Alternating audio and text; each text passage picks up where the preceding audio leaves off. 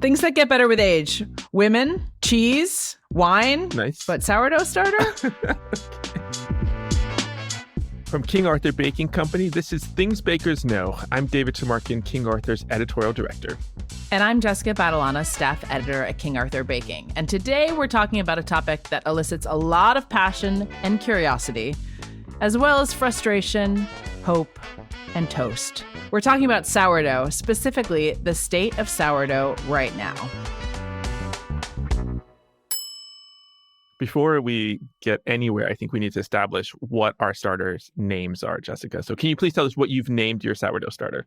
Last October, I buckled my sourdough starter into the car and I brought it to our studio in New Hampshire because we were photographing the Big Book of Bread and we wanted to show starter at different stages. So we wanted to show one that was tragically neglected, and I volunteered to let mine be the tragically underfed. So I just ignored it for months leading up to this shoot. And then at the end of the shoot, my colleague Melanie Wanders, who was the co-author of the book, was like, nope, start over.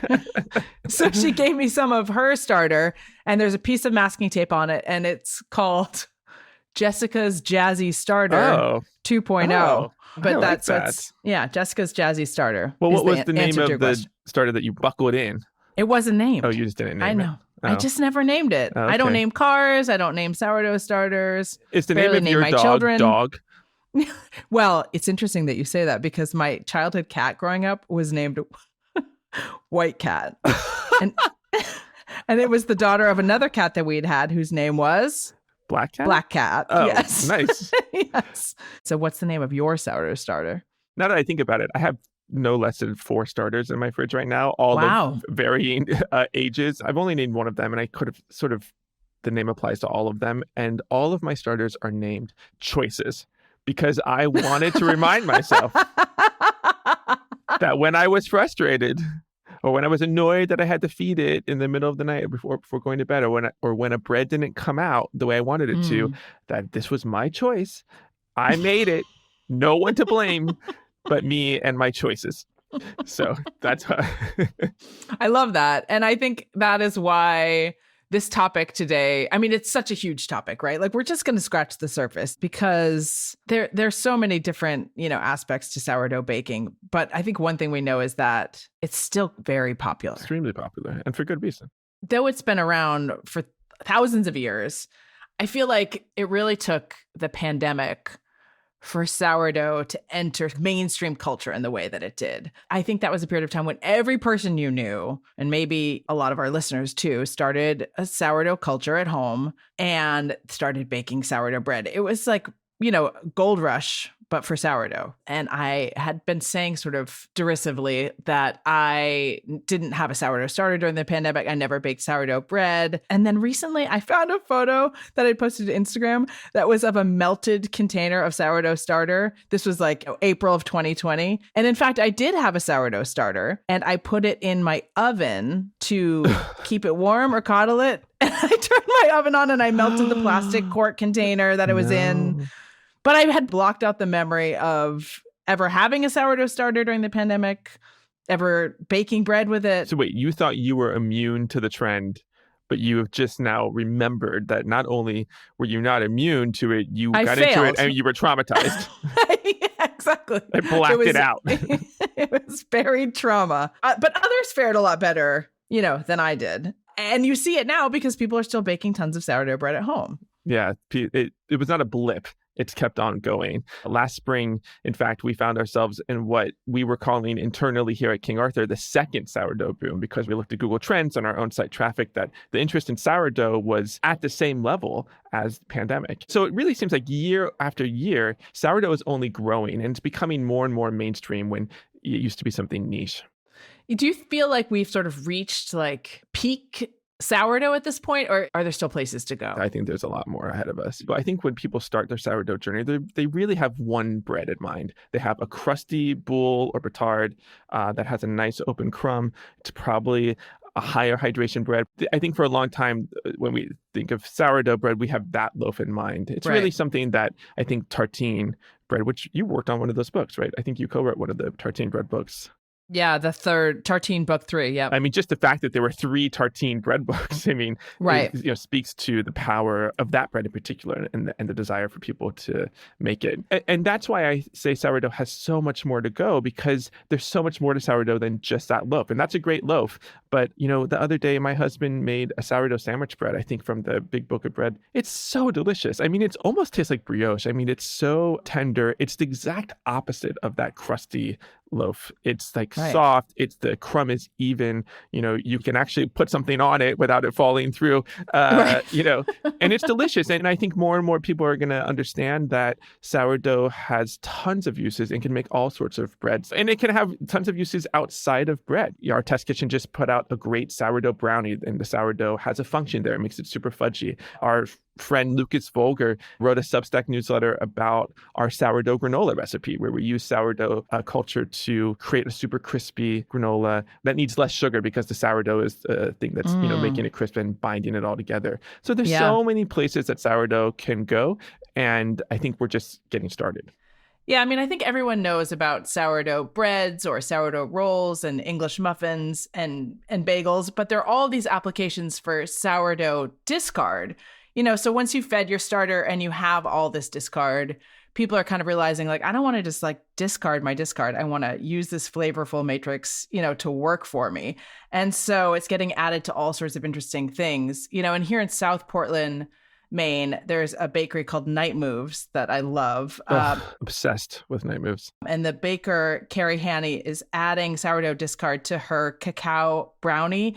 And it's mind-blowing. It has such a depth of flavor, and it plays so nicely off the chocolate. And it just kind of shows you the opportunity that people have, with sourdough discard as an ingredient unto itself. Yeah. It's a powerful ingredient. I mean, I think one of the things I love about sourdough is that it is function and flavor, and you can choose to take advantage of both those things or just one of them. Yeah. Obviously it has leavening power.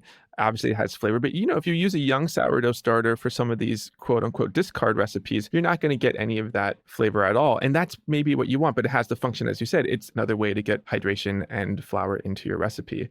I bring that up because I'm actually beginning to dislike the term discard recipe, because I think we should be thinking about sourdough as an ingredient that goes beyond bread. And it sort of sounds dismissive, like you would only make these brownies if you're using sourdough discard, when in fact, you could be building a sourdough starter specifically to make those brownies because you like the flavor of those brownies. Or because you like what it does in the lemon loaf that we just put on our site recently. So I think expanding our idea of what sourdough culture is even for is an exciting new terrain for sourdough. Although I know today we're pretty much sticking to sourdough bread. We're pretty well, and that's what I was saying. I mean, there's so much to talk about that I think we had to tease out one thing that we could focus on, because we could talk we did when we were working on the Big Book of Bread. We talked for years. Actually years. Literal years of our lives. Years of our life were spent thinking and talking about both how to start, maintain, troubleshoot with sourdough culture, but then the beautiful things that you could bake with it. So we had to just bite off a small piece of the apple here. Today, we're sticking to sourdough bread because that's how most people get into sourdough. And when we called for questions about sourdough, 90% of the questions were about bread. So we're going to bring in one of our amazing colleagues, Amber Eisler. Amber Eisler, King Arthur's Director of Baking Education, was also a bread baker in our bakery for 5 years. And she's been teaching in our baking school for over 15 years. In other words, she knows a lot about making great bread, particularly sourdough bread. Amber, thanks for coming on the podcast. Hey, David. It's great to be here. My first question for you, Amber, is what are you seeing in your sourdough baking school classes these days? Has there been any shift in students' interest or knowledge of sourdough in the last few years? Yeah, definitely. So when I first started teaching sourdough, most of the people were either retired engineers or health food enthusiasts. Oh, wow. But sourdough is definitely having a moment, and we are seeing people from every walk of life baking sourdough. And there are people that see these images on social media, bubbly dough and beautiful crust, and they're like, yes, I want that. I know exactly the loaf you're talking about. We're talking about a crusty loaf with an open structure. How hard is that to get for a beginner sourdough baker? Oh, that's hard to say, David. Humans have been baking sourdough for thousands of years. If it was that hard, we would have given up a long time ago. But getting that perfect balance of crust and crumb and the texture, that you can spend a lifetime perfecting your loaf. Totally. I feel like I've been doing that the past 5 years. Let's move on to fermentation and proofing. This was a real pain point for me when I started baking bread. Sometimes, honestly, it still is. Nailing the proof on a final loaf of bread before you slide it into the oven has such an enormous impact on that bread's bake. And I kept on pulling flat loaves out of the oven. And Amber, I don't think I have to tell you that I was not trying to make flatbread here. I was trying to make big, beautiful, bulbous, loaves of bread. But I wasn't nailing the proof. I was either underproofing or overproofing. What are your tips for bakers for nailing fermentation and proofing? Yeah. So you really have to pay attention to temperature. And this could go either way. Sometimes the dough is too cold. Sometimes it's too warm. So I just think about how I react to temperature. When I'm cold, I just want to curl up into a ball and hibernate. I don't want to do anything. I don't rise to the occasion. But when I'm at a nice, comfortable temperature, I'm at my best. And the sourdough is the same. So check in. What is your room temperature? What is your dough temperature? How does that change over time? And don't just kind of set your dough and forget about it. You got to keep checking in with it. See how it's doing. Feel the dough. Really use your senses to see how the dough is reacting. Another thing I want to talk about, I just was talking about this with my husband yesterday as he was baking bread, is color. There's a lot of different opinions about color. I'm now at a point where my loaves really dark, and I love that sort of almost bitterness that you get from a very dark crust. My husband is not there yet, so when he bakes bread, we have lighter loaves, and then sometimes I see some very, very pale loaves. Is there a right color for sourdough? Oh, I feel like I'm going to get in trouble no matter how I answer that one. There's a range of right. And I think there's room in the world for that really super dark bake. That is just a real depth of flavor. It's like caramelization. There's definitely a range, but I do notice that students tend to just be afraid that their bread is going to burn. And as a result, they really underbake it. And the consequences of really underbaking your bread are that you have too much moisture that it has not baked off. And so as soon as you pull that bread out of the oven, that crispy crust softens right up. So you don't have that crisp crust that you're searching for. Totally. When I'm looking at a loaf of bread, I'm looking at the score mark right where I've made a cut on the top of the bread. I really want to see color in that score mark. I don't want to just look at the top to make sure that I'm getting really nice color. So when you talk about the score mark, are you talking about the deepest part of the score or perhaps the ear that forms around the score? Yeah, I'm looking at the deepest part. So the ear is going to get color on it real fast, right? But I'm looking where the score mark merges with the rest of the loaf. And you want to see that golden brown? I want to see some color there. It's certainly not going to be as dark as the rest of the loaf, but if it's looking really pale, then I'm going to put it back in for a few more minutes. That's a great tip. I love that. What is one tip, Amber, you would give to a beginner sourdough baker looking to level up their bread? Yeah, you just have to practice the same bread over and over again. Don't keep chasing every wind that blows your way. You've got to stick with the bread that you want to make and be really observant. How is your temperature changing? What's the weather like? How does the dough feel? What was the health of your starter? So it's really being detective almost. And you're really trying to pay attention to all of the variables. Stay focused and just have fun with the process. Don't get stressed out because sometimes even the bakes that don't turn out exactly the way we hoped, they are still so good. I love that. For everything, really, not just for bread. I was thinking about practice and hours put into bread as you were talking. And I was thinking about the 5 years you spent in our bakery making bread every day. And I just imagine that when you're a bread baker in a professional setting, that you were constantly doing what you just said. You're constantly doing the detective work to know, is the dough right? It's never quite predictable, right? Because like you said, it's about the moisture in the room, the temperature, everything. There's so many elements. You said it was engineers who were initially taking sourdough classes. I think of an engineer as somebody who wants to design something that works each and every time. I don't know. My feeling is, and I just wonder if you agree with this, that bread is never going to be like that. Yeah, bread also is just such a temporary art, right? You bake it, you eat it, and then the next day you have to do the same thing over again. And it gives us great opportunity, but I just love being in production baking because it's the same enough, it's familiar enough that you get into this very comfortable muscle memory rhythm, but there are enough variables and surprises that you always have to stay mentally on. So I never had a bad or boring day as a baker. It is a great profession. I love baking.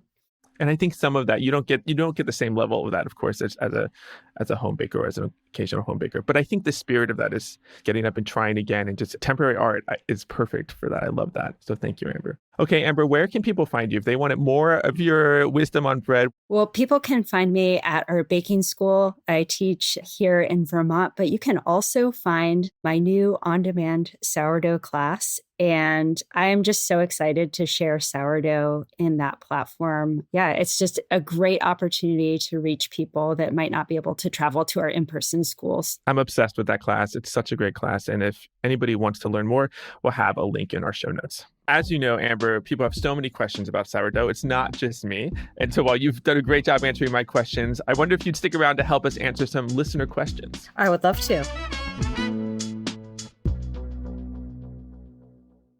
This episode is brought to you by King Arthur's Sourdough Shop. We have fresh sourdough starter you can order so you can skip the week it takes to make one from scratch. And we also have the tools you need, like our popular sourdough crocks and appliances, including the beloved sourdough home, which is like a cozy little refrigerator for your starter. We also have one of your favorite tools, David, the raisin dough riser. Oh, I love that thing. It's like a little electric blanket for your sourdough starter. You put it on it, and it's like the perfect temperature to make it rise and get all bubbly. And you can put your breads on it too, and it makes your breads rise easily. I'm trying it with my wallet to see if I put my wallet on it. It makes like my 401k rise or something. Or That's a super handy tool, especially if you're a sourdough baker who lives in a colder climate. We also have our New York Times bestselling Big Book of Bread, which demystifies sourdough baking and is a treasure trove of recipes. Who wrote for that bread, thing? bagels, and everything in between. I mean, who wrote that thing? Some geniuses. here at Named King Arthur Jessica Baking. Badalana and some other people. It's a great book. You can find everything you need for sourdough baking at kingarthurbaking.com.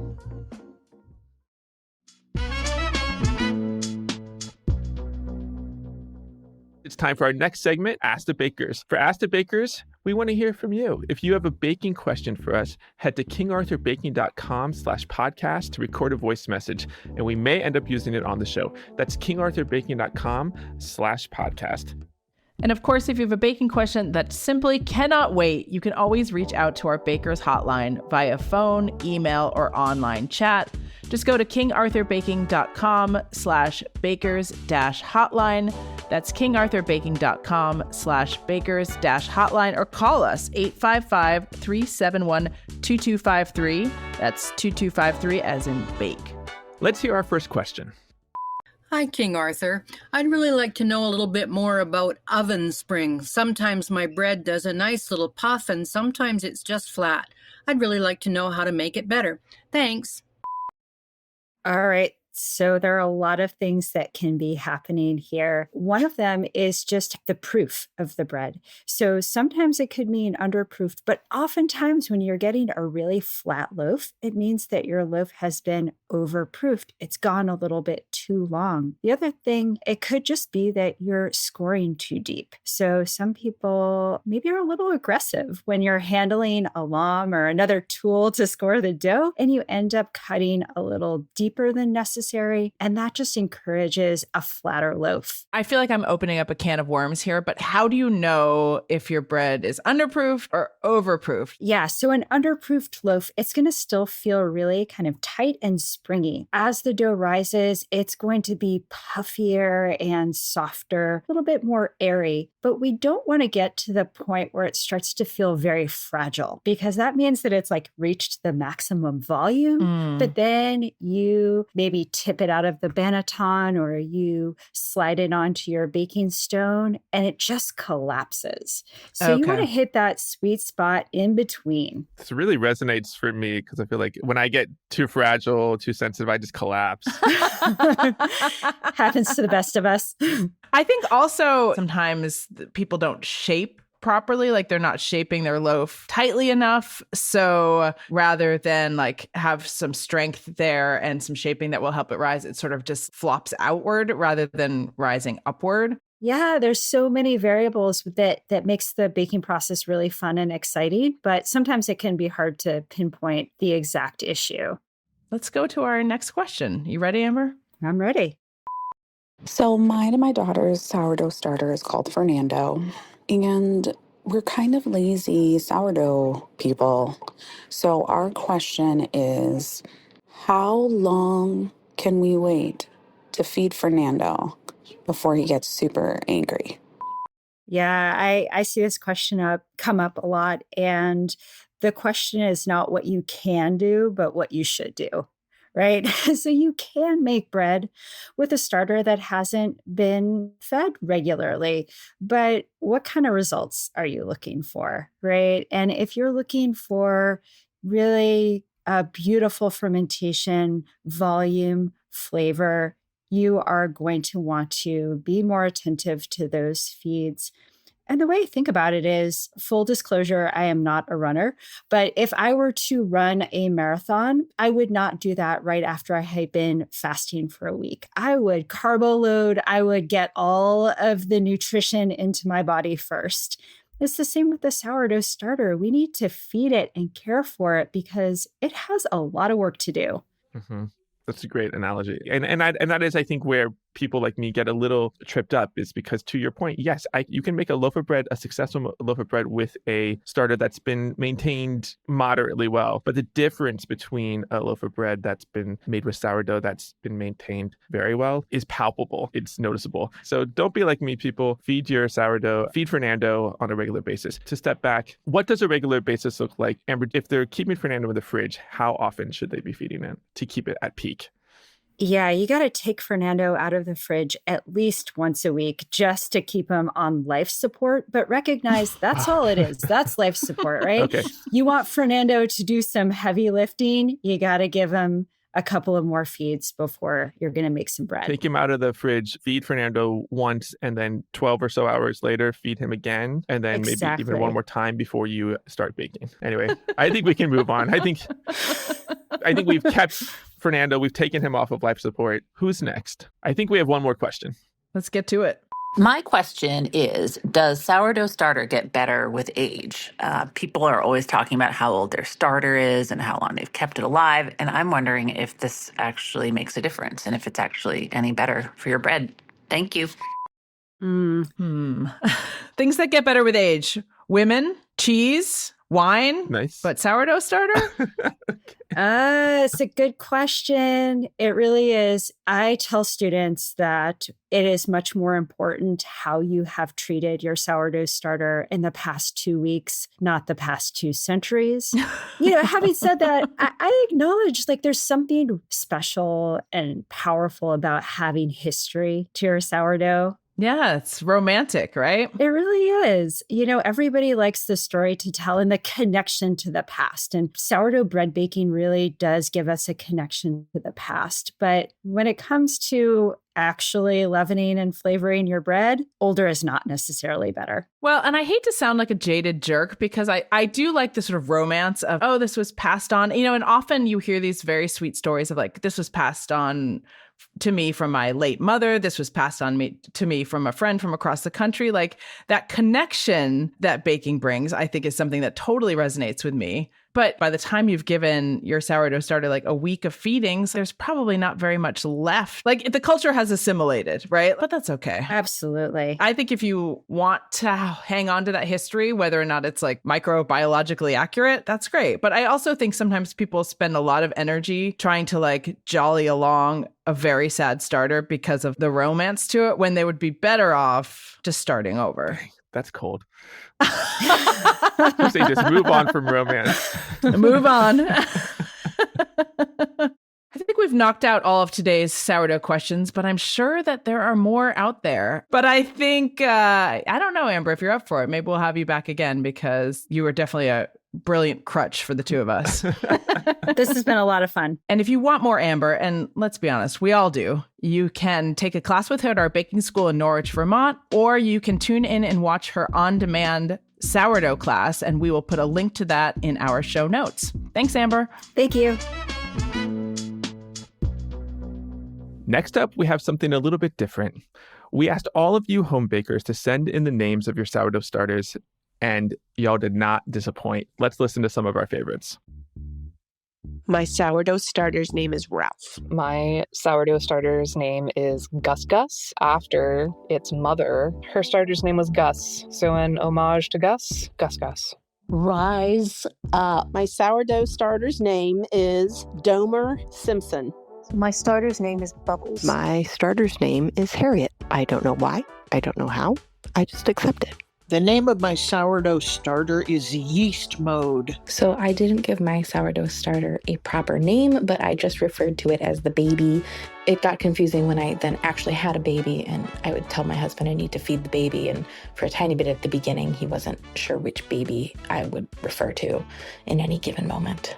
Hey, the name of my sourdough starter is Fanny Ida May. Fanny Ida May was named after all the really great, strong, productive, successful women in my family. Thanks. My sourdough starter's name is Audrey. My sourdough starter is Bredna Pitt. My nephew's is Bread Pitt, so they're related. Hi, my name is Martin Sorge, and I was the winner of the Great American Baking Show. The name of my sourdough starter is Pauline. She's named after a character in a Nico Case song, and I brought her all the way to London for the filming of the Great American Baking Show, and now she's a star. Albus Dumbledore. I like, what was it, Yeast Mode? That was pretty good. Yeast Mode is good, yeah. I'm impressed, though. People are far more creative than I am. I did just hear another great one the other day. I should have gotten them to call in. They have named theirs Bradley Cooper after the actor. Which, yeah, so we had Brad Pitt, Bradley Cooper. Yep. There's a lot of opportunities there. I like anything that's named after Nico Case. So I'm sort of falling towards that one. I'm a big Nico Case fan. Yeah, I sensed a big difference between a lot of the callers in and myself and you, Jessica. There's a lot of really like earnest, sweet names. And the only time I've ever named a sourdough starter, it's always been either self-deprecating in some way or sarcastic or punny or, you know. I know so many of these were so pure. Yeah, they're so sweet. Very sweet stories. Yeah. And it's opening a whole new world for me in terms of what I could name my sourdough starter. And the ones that are named after other people or that are reminders, or I think that one caller said that it was named after all the strong women in her family. That's very sweet because, you know, strong, productive women. Strong, productive women. Yes. Not women sitting on their butts. The lazy family members did not get their names worked into this starter. And that was just a small fraction of the names that we received. I wish we had time to play them all because they were so great. And thanks for everyone for calling in with your starter name. Thanks, listeners. Every episode, we'd like to check in with Jessica to see what wildly surprising and full-throated ideas are in her head, a segment we lovingly call Jess-opinions. Jessica, what is your Jess-opinion this week? I feel like this is just like the segment that is inviting hate mail. We should have one of those disclaimers like they have at the end of like prescriptions where they're like, these opinions may cause anger. Yeah. This is just an opinion, not a fact. But, you know, I lived in San Francisco for almost 18 years. And it was an interesting time to live there because it was right around the time that the original location of Tartine had opened. But prior to that, you know, people had an association with San Francisco sourdough. And the association that they had with it, and I think it still persists to a certain extent, is that sourdough should be super sour. Like a crusty loaf of sourdough bread should be like mouth-puckeringly sour and tangy. And I just hate that style of sourdough so much. I think it is, in some ways, has given sourdough a bad reputation. And people will say, well, I don't like sourdough, because they have this idea that it's this super tangy, unpleasant loaf. And I think, honestly, the best sourdough, I suppose, is the sourdough that you like to eat.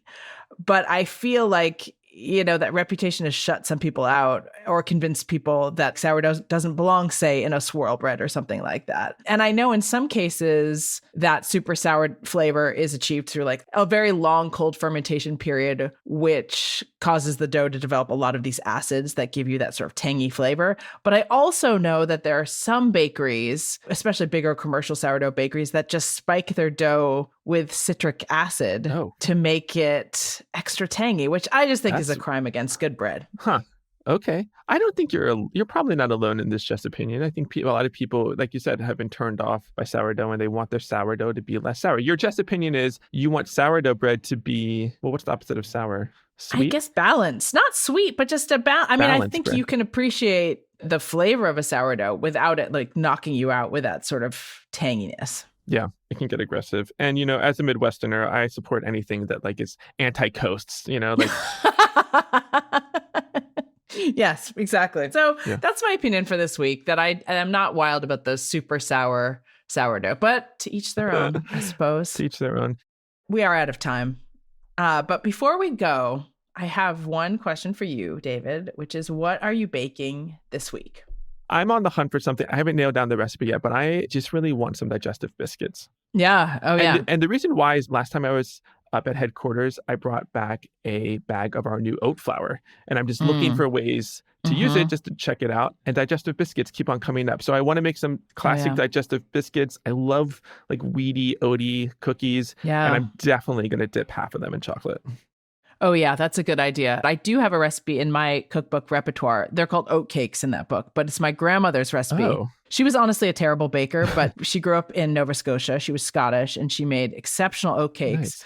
And she liked to serve them with either like a smear of butter and a halved date on top of it, or with like a smear of soft blue cheese and a halved date. Yes.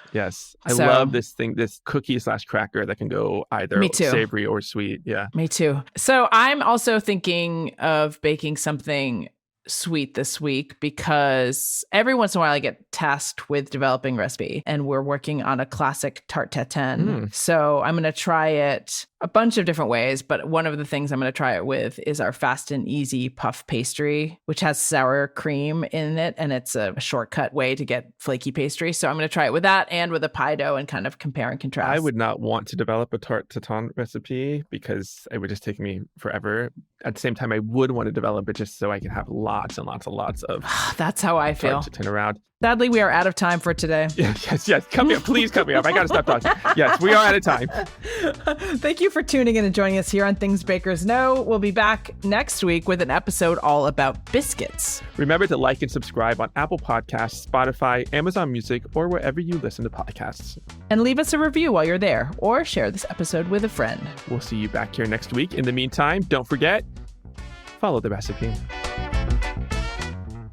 Things Bakers Know is hosted and executive produced by me, David Tamarkin. And me, Jessica Badalana. Rossi Anastopoulos is our senior producer. Chad Chennai is our producer and engineer. Original music by Megan and Marcus Bagala. This episode featured Amber Eisler, King Arthur's Baking School director.